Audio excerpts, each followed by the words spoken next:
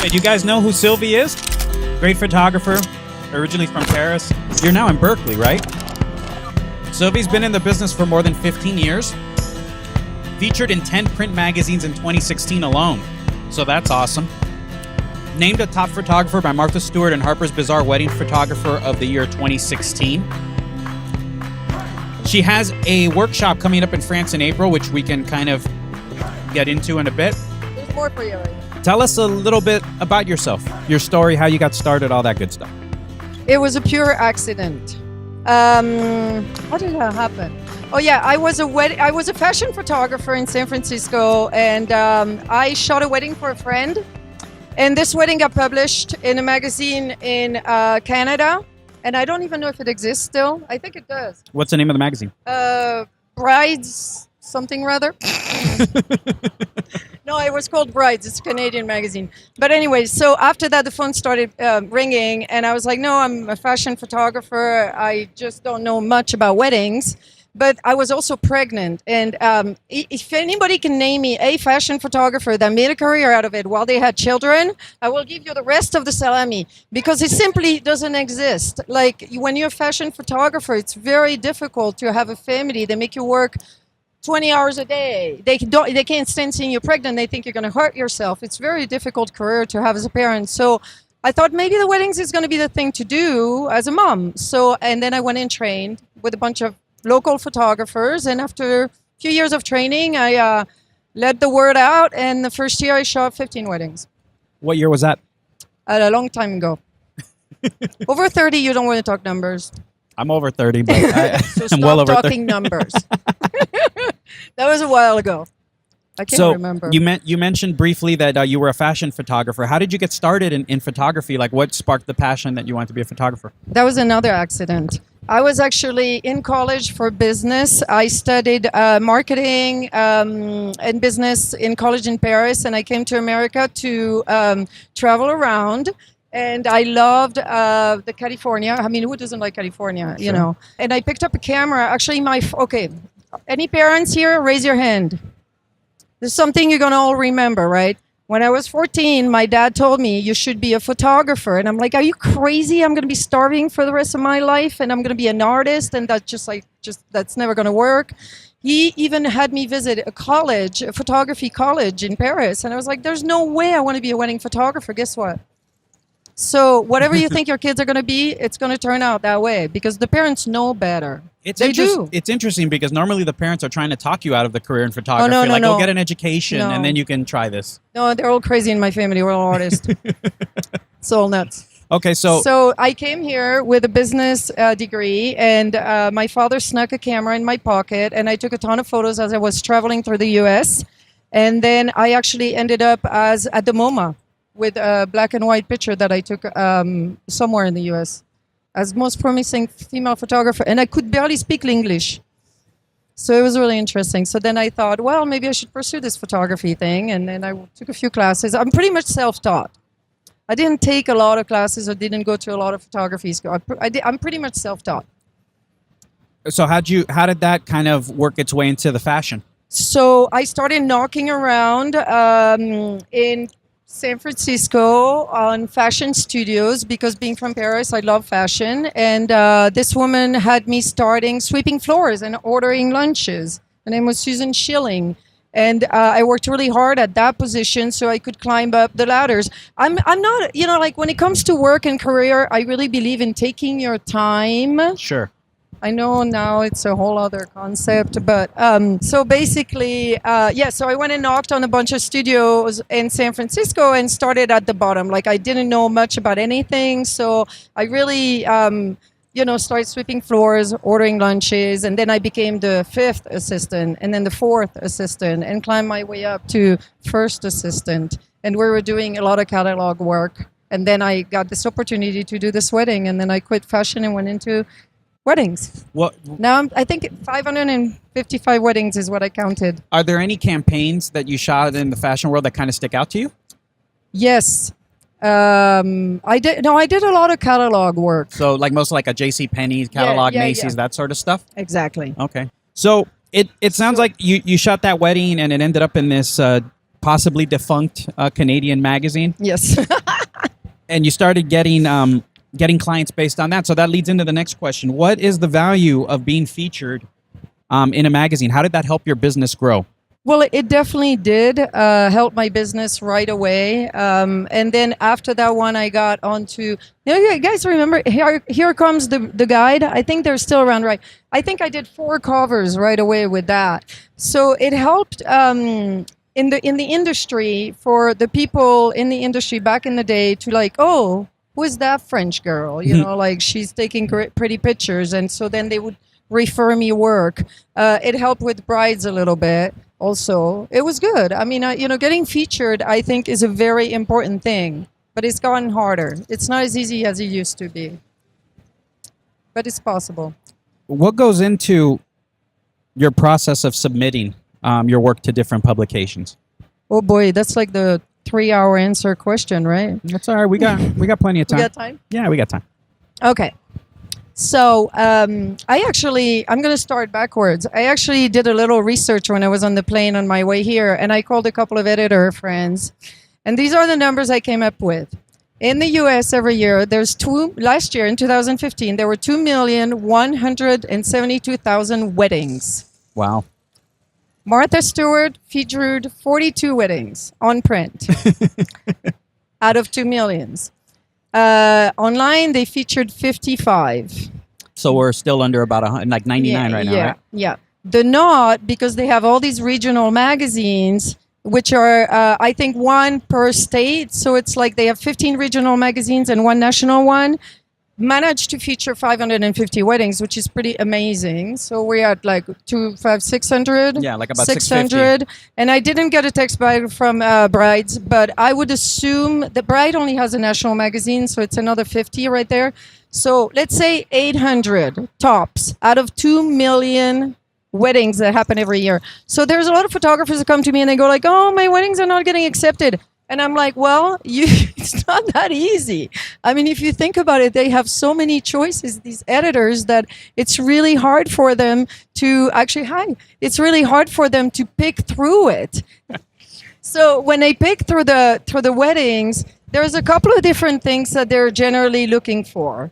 And one of the things is I call it the wow factor. Like the wedding has to be different. If you open a magazine and you see 6, 7, 10 blush weddings and you submit another blush wedding, guess what?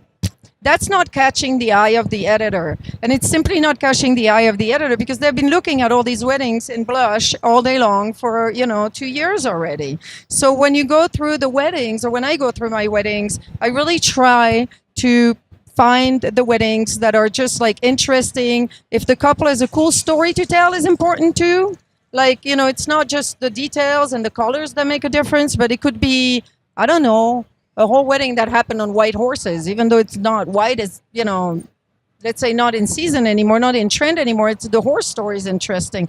So that's what they're looking for. So once you know that you have an interesting wedding, then you go for the top magazine on your list. Which one is your dream magazine? And you submit to them and you wait, and then you get an answer, and then you submit it to the other one and you wait for the answer, and you trickle down until it finally gets accepted.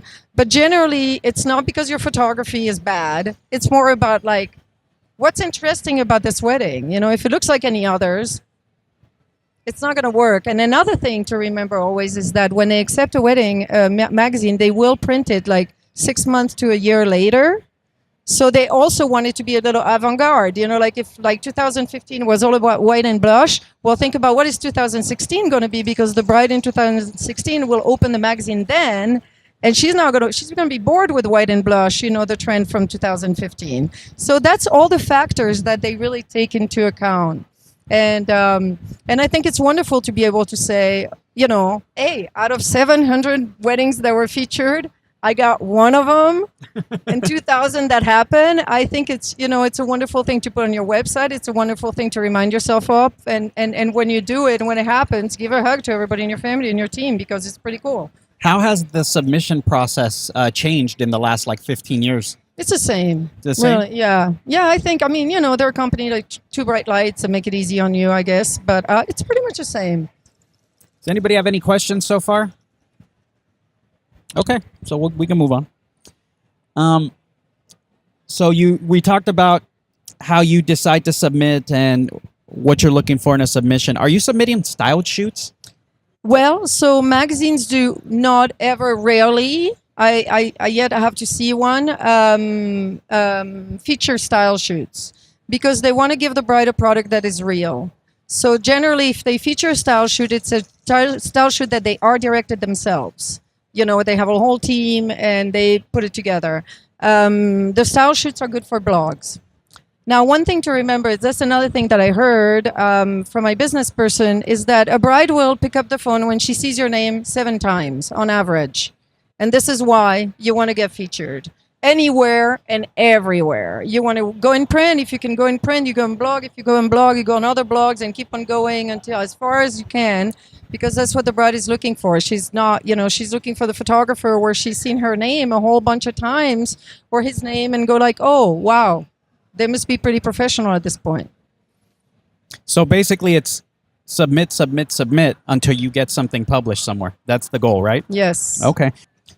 So blogs or magazines, which one do you prefer and which have brought you more traffic or business? So it's a very good question, actually, because what you have to think about when you're submitting to a magazine is that this wedding is going to be under your bed under lock for 6 months to 1 year. With Martha, it can be a year and a half. And nobody can look at these images, nobody can use them, nobody can do anything with them. So you're kind of stuck with if that was the killer wedding on that year that you really want to show everybody to grow your business, you got to think like, can you wait a year and a half or do you want it out there now? So if you're trickling out a lot of weddings on a regular basis and you can wait a year and a half, then that's fine. But most magazines, it's a minimum of 6 months. Then once you have that down, then they have exclusivity for 2 or 3 months. You add that to it, and then you can submit it to blogs. Martha Stewart is an exclusivity contract. Once they pick a wedding, you can't show it to anybody else. They're the only ones. All the other blogs will take a magazine, even if it's been on Bride or The Knot or whatever, but you have to wait a long time. So I personally feel like for traffic and for traffic to your website, the blogs are better. But for name recognition and brand recognition and brand association, the magazines might be better. So you got to kind of pick through your batch of weddings and see which one are you going to hang with Martha Stewart. Oh no.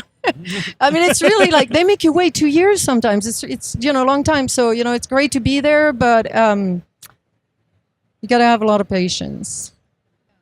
Yeah. So, I mean, I like to have a wedding going up on some wedding blog every 2 weeks. So obviously you have to shoot a lot to be able to do that. Something that comes out every 2 weeks. So then this way it's a name recognition like I was talking about. It's like the bride will see, oh, God, that girl, here she is coming back again. Better call her now. That's kind of how it works. How many weddings are you shooting a year? Last year, 25. 25? Yeah. How many you got on the books for this year? I have 18 right now. 18. What's your goal? Do you have a cap? 25. 25 always? Which is always kind of hard to get there. I feel like I can only fit 25 into my life. And I've always shot between 18 to 20. I like to travel and have fun. Sure. So, yeah. How do you establish and maintain the relationships with these different publications that you submit to and get published by? By sending them a lot of work and a lot of sweet notes. Thank you. Because you know what? I mean, they used to pay us, actually. So now they don't pay anymore, right? But they really are, helping you with your advertising, your promotion, your business, your branding. So I know it's always like, oh, I wish I was getting money on this wedding. Magazines are using free material all day long, and it's true. It's kind of a bummer. Hi, Christina. It's kind of a bummer. My God, so many familiar faces here. It's kind of a bummer that they're using your work. And I actually just had so next year I'm doing this hot models wedding, and he's telling me, well, if you're going to feature the wedding, you're going to basically use my image, my body to promote yourself. And I'm like, wait, let's back up. Here, I'm not making any money on this. I could say the same thing to you. My killer photos, it's not any Leibovitz, but it's close, are promoting you, the day of your wedding. So you got to be careful with clients like that too. But yeah, it's good to have your work out there. So asking for money to the magazine, I mean, I wish they paid. They should. They should. Should we have a rebellion? A revolution? That would be really fun. Question over here. How do you attract the brides that you really connect with? Oh, so that's, I think, all about branding. Really, it's like your website should kind of tell who you are. It should be unique. It should be different from everybody else. And have your family members, your friends go through your website, say, do you read me in there? And also maybe have people, that you don't know and ask them to go through your website and ask them. You want to be, I mean, there are a lot of wedding photographers out there and it's a hard market to break through. And I really think that being unique is important. I'm going to admit it. For 10 years, I refused to embrace my Frenchness. And I was so French inside, but I was so like keeping it as a secret. I Why? don't know. I was probably afraid of Trump back then already. I don't know. I don't know why, but I really wasn't. And then one day someone told me like, just be French. And I am French. I'm so French. You have no idea. But finally, I let it out and it kind of helped with my business and my brand because finally I am myself. What is and being French? This food, right? If you follow me on Instagram, you're going to be so sick of my food post. So yeah, be yourself, try to really create your own personality, show your personality, and then you're going to get a bride, that is really getting it, I think. Erica has a question. My team does everything but that. So she's So walking around the here. question was, Yes. are you doing the submissions yourself or someone else handling No, they do everything but that. I have someone who does editing. I have someone who does production, post-production with albums and print. But the submission is me. Why? Because the photos that are going to be out there are my favorite images. And nobody can know what those are unless they're in my heart and my mind, right? And if I don't love an image, I'm never going to show it. I want to love it. I look at it 2 or 3 times in a row and I'm like, do I love this? And if it's a little tiny thing I don't love about it, boom, it comes off, the Dropbox before I send it to the editor. So it's such a personal thing, I think, to show your work out there. And really, if you have a hard time figuring out what what your photography style is or what you love, I can tell you after all these years of experience, just listen to your heart. It's not, that much about trends or about anything like that. I mean, let me tell you, the way I shoot now, back in the, 2000, it was not it. Back in 2000, it was all about black and white. Now you show a black and white picture to a bride, she's like, can you take it in color? It's like, it was all about black and white back in the day. So I embrace the color because I love it. And now the color is really the thing. So just do what you love to do and what really speaks to you and forget the rest of it, I think. What are some of the mistakes that you see photographers making that prevent them from being published? Doing this thing that was already done. That's really a problem. I mean, it's like editors. I was having a talk with an editor on my way here, and she's like, I see so many weddings that just look like the previous wedding I saw. So when they go through like 30, 40, 50 weddings a day, imagine. I mean, that's how many they go through. Imagine how boring it is to just see the same wedding over and over again.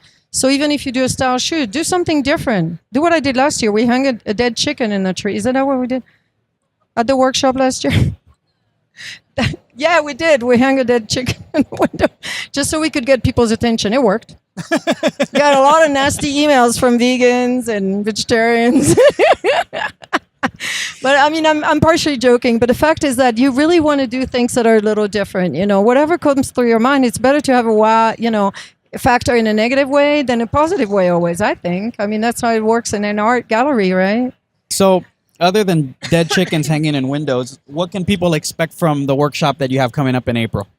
The workshop in April is going to be amazing. Okay, so tell us a little bit about it. So the workshop it's in France. So I only do a workshop, one workshop a year in France because I want to share my passions with you, which is France, food, and photography. Not always in that order. Depends on the day. But so it's in the luxury chateau in France. It's in Burgundy, which is the real wine country, not Napa Valley, the other wine country. And we have a Michelin star chef that comes and cooks for us. And then we have this amazing styling team that comes from America and puts these gorgeous shoots together. We got a Vera Wang, my dream Vera Wang gown that was just accepted a couple of days ago. So they're shipping it, which is wonderful. Wow. And then in terms of classes, it's me doing this. And then on a whole bunch of various subjects. And then there is a whole bunch of speakers that are coming in. Shanna Skidmore was amazing at doing business. She'll take your business to a whole other level, that woman. There's editors that are coming in. What else? Are you coming? Not yet. You don't know? Sure. You didn't know that? Know. Nobody told me. So there is a whole bunch of different speakers. So we talk about business. We talk about, how to shoot.